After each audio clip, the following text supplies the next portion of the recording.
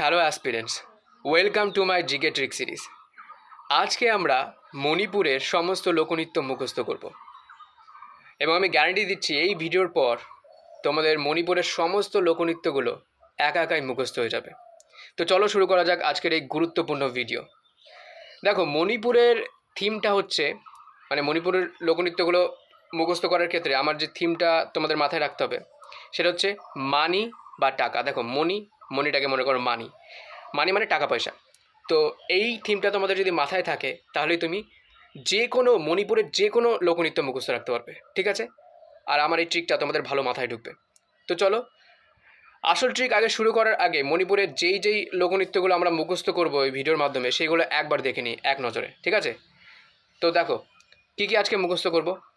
মণিপুরী নৃত্য, লাই হারাওবা নৃত্য, থাবল চংবা নৃত্য, নুপা নৃত্য, এছাড়াও রয়েছে পাউসা জাগোই নৃত্য, থাংটা নৃত্য বিখ্যাত, ঢোল চলম, পাং চলম, ঠিক আছে, বা পুং চলম।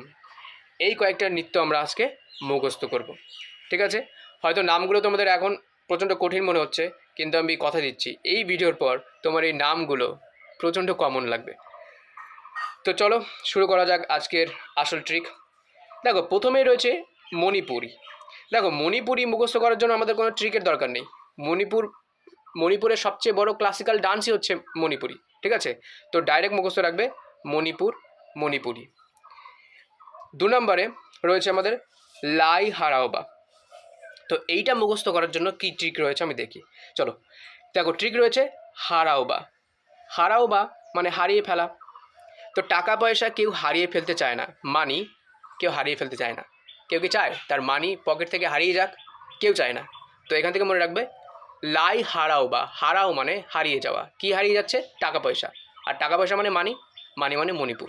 তো এইভাবে রিলেট করে করে পড়তে হবে, ঠিক আছে? তো নেক্সট চলো, থাবাল চংবা। দেখো, এইখানে আমরা থাবাল অর্থাৎ থাবা দেওয়া, থাবা, ঠিক আছে? চংবা মানে চম্পট। তুমি যদি শুধু থাবাল কথাটাও মনে রাখো তাও তোমার হয়ে যাবে। থাবাল মানে থাবা দেওয়া, ঠিক আছে? তো মানি থাবা দিয়ে চোর নিয়ে গেল, বা মানি থাবা দিয়ে চম্পট দিল কোনো একজন ছিনতাইকারী। তো মানি থাবা দিল, তাহলে থাবাল চংবা। কি থাবা দিল? মানি, ঠিক আছে? তো এখান থেকে ডাইরেক্ট মনে রাখবে এইটা। নেক্সট, নুপা নৃত্য। দেখো, নুপা শব্দটা আমাদের এটা মুখস্থ করতে সাহায্য করবে। নুপা অর্থাৎ নুপুর কিনতে কি লাগে? মানি। নুপুর কিনতে মানি লাগে, অর্থাৎ টাকা পয়সা। তো এখান থেকে আমরা রিলেট করব মণিপুর। তাহলে নোপা কোথাকার নৃত্য? মণিপুরের নৃত্য। নেক্সট, থাংটা। দেখো, থাংটা কিন্তু খুবই গুরুত্বপূর্ণ একটা মার্শাল আর্টস টাইপের ডান্স, কোথাকার? মণিপুরে। তো এটাকে মুখস্থ রাখতেই হবে। তো দেখো, এটা মুখস্থ রাখার উপায় কি? যদিও এটা ডাইরেক্ট মুখস্থ রাখলেই ভালো, তবুও যারা নতুন তাদের জন্য বলে দিচ্ছি। দেখো, থাংটাকে মনে করো ঠ্যাং, ঠিক আছে? মানে পায়ের কাছে ঠ্যাং মানে কি?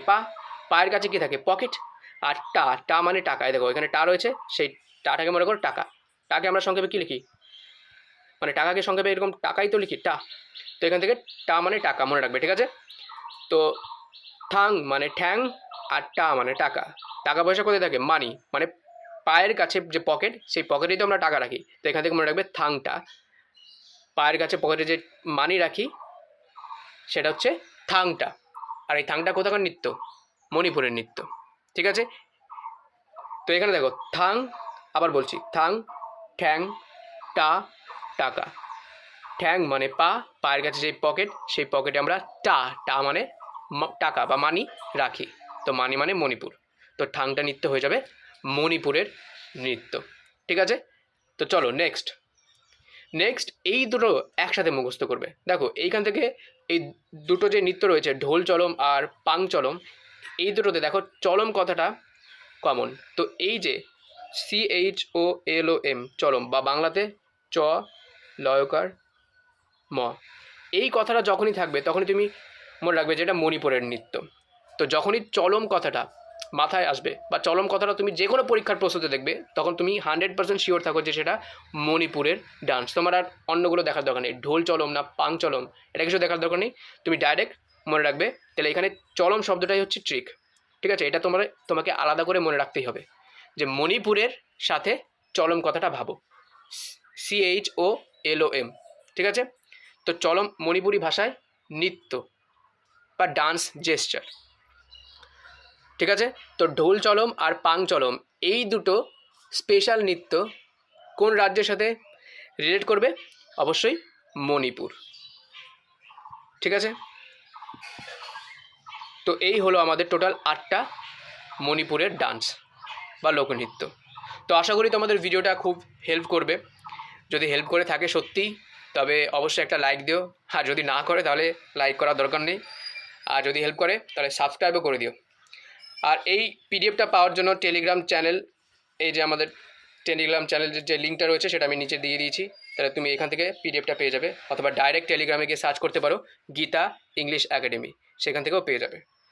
তো চলো, all the best for your upcoming exams. Thank you.